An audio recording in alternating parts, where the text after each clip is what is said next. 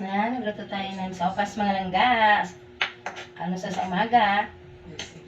Ayan, lagay na natin ito. Mas masarap yung ating sopas langga kapag nilagyan nyo ng isang buong meatloaf. Ano? Masarap yan langga pag nilagyan nyo ng meatloaf. Try nyo magluto mga langga, mag-ano nito. Haluan nyo ng meatloaf yung inyong sopas. Ayan siya mga langga, oh. Malasang malasa mga langga kapag may meatloaf. Oh, may hotdog, may paanang manok. Yan, gusto ko talaga yung paanang manok mga langga. Masarap ang paanang manok. Timpla na natin. Ayon sa ating panlasa mga langga. Siyempre, maglalagay tayo ng bitchin. Yan. Ako, wala na ata kung ano paminta. Naubusan ako ng paminta. Walang paminta.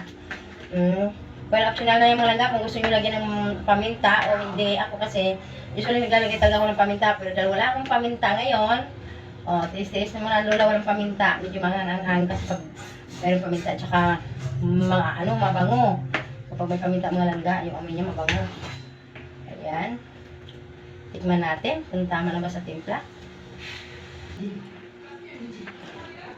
Ayan, okay na mga langga yung kanyang lasa.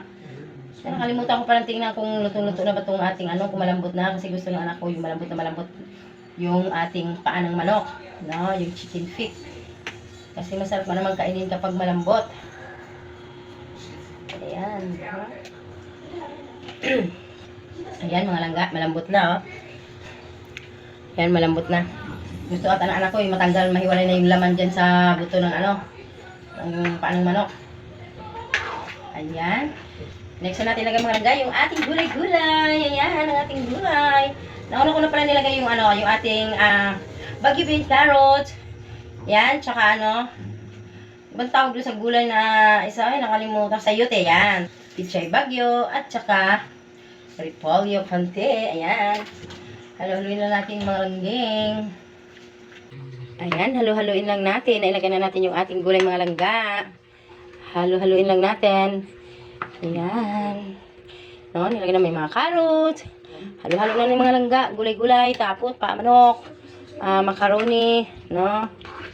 Yan, may pa tayo, bang tawag yun yung salata, meatloaf. Ayan. Halo-haloin lang natin mga langga.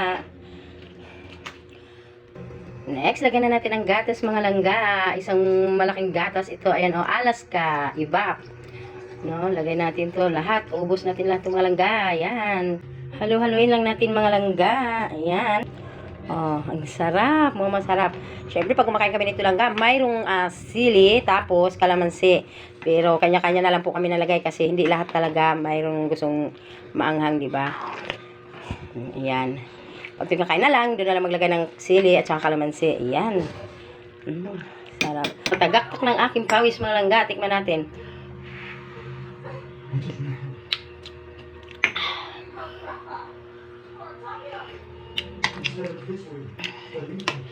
Okay na mga langga. Luto na yung aking nilotong sopas. Ayan. Siya. Sopas. Marami to. Kasi, sarap kasi ito. Pag may nagutom, kain lang pag inaubos. Bibigyan ko rin yung aking pamangkin sa kabila. Ayan. Yung ating sopas mga langga. Grabe ang pawis ko mga langga. Uy!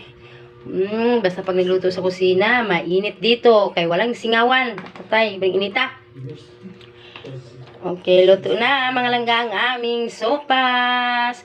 Ayan, ready to eat na yung ating sopas mga langga. Kainan na. Ready to eat na ang ating almusal. Ayan, luto na mga langga. Bye!